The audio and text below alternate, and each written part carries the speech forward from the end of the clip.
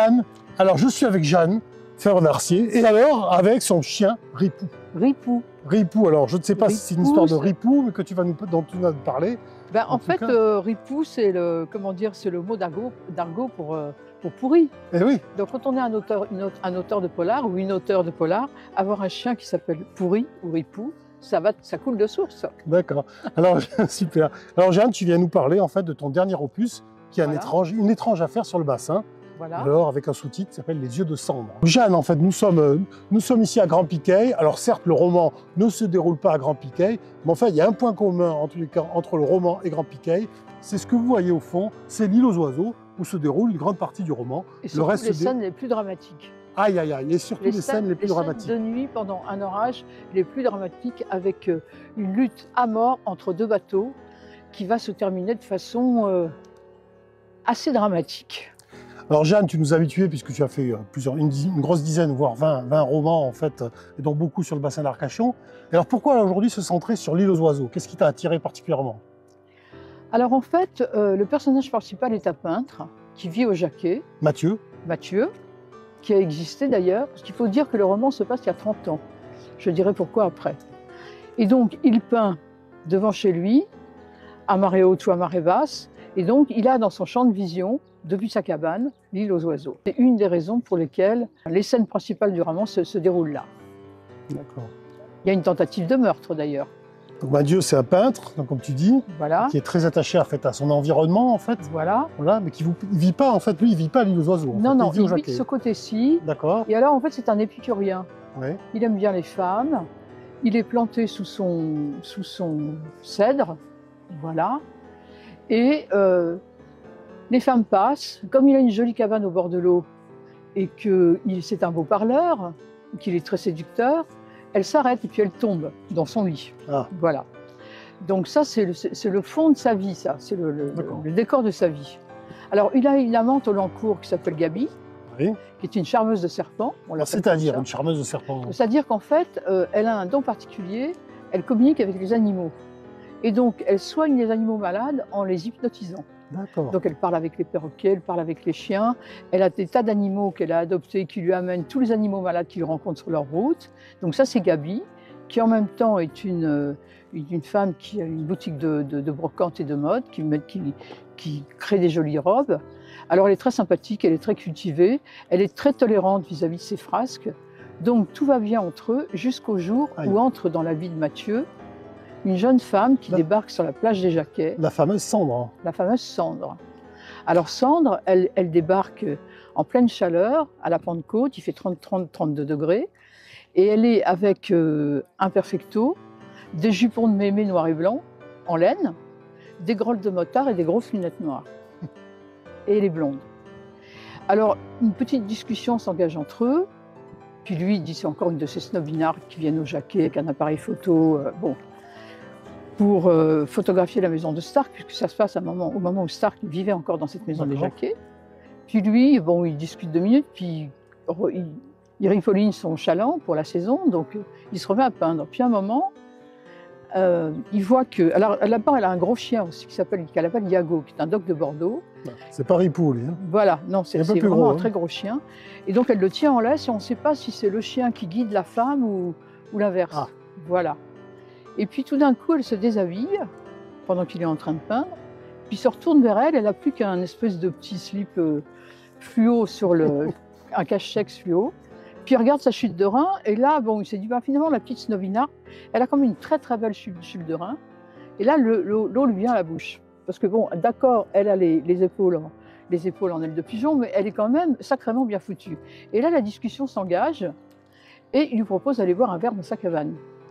Donc elle se rhabille comme si il l'invitait à un château, dans un château cité au guide Michelin avec 3 étoiles.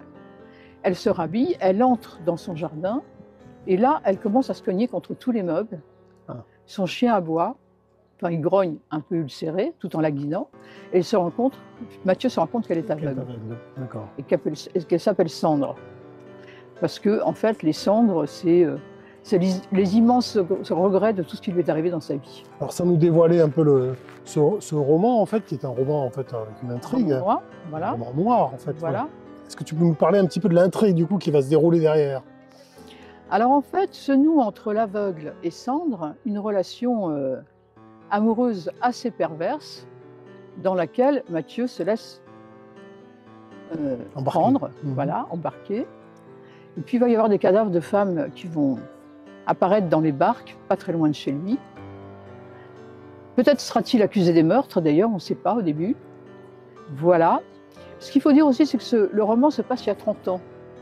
Alors c'est le Cap Ferré, mais ce n'est pas le Cap Ferré d'aujourd'hui. Ah. C'est un Cap Ferré qui était quand même assez différent. Alors c'est le Cap Ferré que tu connais, en fait, que tu as connu, puisque toi, justement, le Cap Ferré que j'ai connu. Tu es arrivé il y a à peu près un peu plus de 30 ans sur la presqu'île. Et donc, j'ai tout de suite apprécié le côté foutraque et bordélique de la presqu'île. Ouais. Mais ce qui était très différent d'avec maintenant, c'est qu'alors, il y avait des gens qui pouvaient vivre avec 3 francs 6 sous et un peu d'astuce et des Scooby-Doo. Ouais. Voilà, et il y avait des gens, toute une faune comme ça, que moi que j'ai pas mal fréquenté d'ailleurs, avec des touche-à-tout et à rien, des brodeurs de mots, des tisseurs d'histoires, des gens qui sculptaient les bois flottés, des photographes de l'instant qui passe, tout un tas de gens extrêmement poétiques qui sont en train de disparaître parce que tout est devenu tellement cher ici que j'ai pris plaisir à restituer cette période où effectivement on arrivait le matin sur la plage. Bon, alors la marée montait, puis elle descendait, puis les verres se remplissaient, puis ils se vidaient, et puis on discutait, et la marée redescendait, et le soleil descendait le soir sur la mer, et quelqu'un disait « Ah bordel, la journée a encore passé, on n'a encore rien fait, et la nuit va nous prendre, on n'aura encore rien fait. » Et donc toute cette ambiance comme ça, assez épicurienne, bon enfant, elle existe toujours quand même, mais pas avec les mêmes gens. J'ai beaucoup plus d'argent. Alors tu parlais effectivement des gens qui buvaient un coup. Là. Dans ton roman, je sais qu'à un moment donné, il y en a une en fait qui boit un verre de Ricard sec. Voilà, oui, carrément. Voilà, carrément. C'est Sandre ou Gatsby? Ah non, ça c'est un personnage assez haut en couleur, qui effectivement boit son Ricard sec. Alors elle ne se rend pas compte, tout le monde crache, parce qu'en fait, l'eau a été mise avec l'eau qui était dans une bouteille qui sert à nettoyer le bateau, donc c'est l'eau de mer. Ouais. Donc tout le monde crache ça, et elle a tellement de Ricard et tellement peu d'eau de mer qu'elle ne se rend pas compte, elle continue à avoir son Ricard. Oh là là là. Voilà. Alors il y a aussi il y a la police, il y a un brigadier chef. Oui, alors, il y a le sergent Cazette. Ça n'a pas l'air d'être le roi des experts en termes d'analyse, de recherche, de criminologie. Là. Ben, pas tellement en fait, il a des intuitions qui ne sont pas les bonnes, mais comme il ne veut pas en démordre, il finit par accuser des gens qui ne sont pas coupables. Aïe, aïe, aïe. Voilà, et il s'enferre et il s'enfonce dans ces délires sur les coupables qui ne sont pas des coupables. C'est la peinture d'un microcosme qui existe toujours mais qui n'est plus le même. Voilà. Et donc, comme c'est un roman noir, le roman repose sur les affrontements entre les personnages. Il y a un fil policier qui est quand même très présent, mais ce qui fait la tension du livre, c'est les affrontements entre les personnages. Alors c'est un film qui n'est pas contemporain, mais pourtant qui parle aussi de sujets contemporains. Je pense à tout ce qui concerne la spéculation immobilière, et je pense également à tout ce qui concerne la lutte que nous devons mener contre l'érosion, la submersion. En fait, il faut peut-être en dire 2 mots dessus. C'est des sujets qui sont traités, qui sont évoqués dans ton roman. Déjà, c'est évoqué. Alors ça n'a pas la même intensité que maintenant, mais ça existe déjà. Il y avait déjà des submersions, il y avait déjà des cabanes qui étaient inondées au moment des grandes marées. Tout ça existe. Et aussi, il y avait déjà de la spéculation immobilière, moins que maintenant, mais il y en avait déjà. Bien sûr. Je me souviens qu'on voyait des maisons au bord de l'eau qui se vendaient 4 millions de francs, et on hurlait en disant que c'est pas possible. Et quand on voit que maintenant, les mêmes maisons, c'est 4 ou 5 ou 6 ou 7 millions d'euros, ça paraît complètement surréaliste. Quoi. Parce que nous sommes montés jusqu'à 17. Donc oui, 17 pas dire qui, voilà. Et 28 en face. Oui. Ouais, c'est 28 en face. Oui. Bon, donc effectivement, forcément, ça change beaucoup. Ça change la donne. Tiens, moi j'avais une question un peu générale pour changer un peu. Quels sont les auteurs qui t'ont influencé? Est-ce que tu as aujourd'hui des références en termes d'auteurs? Alors, j'ai des auteurs classiques qui m'ont influencé parce que quand j'avais 17-18 ans, j'ai lu Zola, toute la série des Rougon-Macquart, je les ai tous lus et relus, j'en connais encore des passages par cœur. Et ce que j'aime chez Zola, c'est que en fait, ça m'a influencé, je l'ai compris tardivement, mais c'est quelqu'un qui fait des enquêtes sur un milieu social ou politique et qui noue ses intrigues à travers la description de ce milieu. Et donc, en fait, c'est un enquêteur social, c'est un journaliste avant l'heure, en fait. Il était journaliste, d'ailleurs. Et donc, il décrit tantôt la mine, tantôt les chemins de fer, tantôt les grands magasins, tantôt les spéculations en bourse, mais sa description des milieux est extrêmement précise. Et je pense que ça m'a influencé dans la manière dont j'écris, parce qu'en fait, mes romans noirs, c'est toujours un lieu, des personnages et un moment, mais toute l'histoire est inscrite dans des lieux extrêmement précis.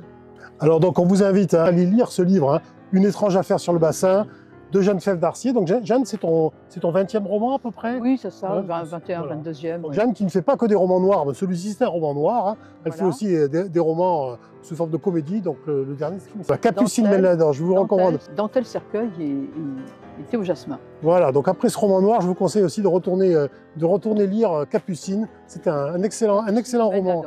Capucine mène la danse. Tu viens juste de distribuer ce nouvel opus là. Est-ce que tu as des projets littéraires? J'imagine que oui. Encore de nouveaux projets littéraires à venir? Alors en fait, je suis en train d'écrire lentement, d'une manière un peu tu n'arrêtes jamais d'écrire? Non, jamais, parce que sinon je m'emmerde. C'est ça. Hein. Voilà. Parce que chaque fois que je vois Jeanne, à chaque fois, elle me dit « je suis en train d'écrire ». Voilà. Je suis en train d'écrire une suite à Capucine mène la danse. Ah, génial. Donc le même personnage, le même trio de nanas complètement foldingues avec l'avocat qui circule au milieu, qui est l'amant de deux d'entre elles. Et qui s'en tire pas si mal d'ailleurs. Je mettrai les références que franchement, il est génial ce bouquin. Alors ce que je voulais dire aussi, c'est qu'en fait la couverture, c'est une photo de Joël Dupuche. De Joël, oui, d'accord. Voilà. Bon, écoute, ça reste. Qui m'a gentiment permis d'utiliser à partir des photos qu'il fait tous les jours sur son compte Instagram. Oui, parce que Joël, tous les matins, en général, il nous fait une petite photo de. Voilà. D'accord, super. Donc c'est une photo de Joël. Écoute. Alors il y a des choses assez drôles et assez grinçantes quand même, parce que comme je ne peux pas m'empêcher d'avoir un humour assez vachard, il y a quand même des descriptions de personnages et de scènes qui sont assez grinçantes, drôles et grinçantes. Est-ce qu'on a peur parfois? Pardon? On a peur parfois? Non. Non.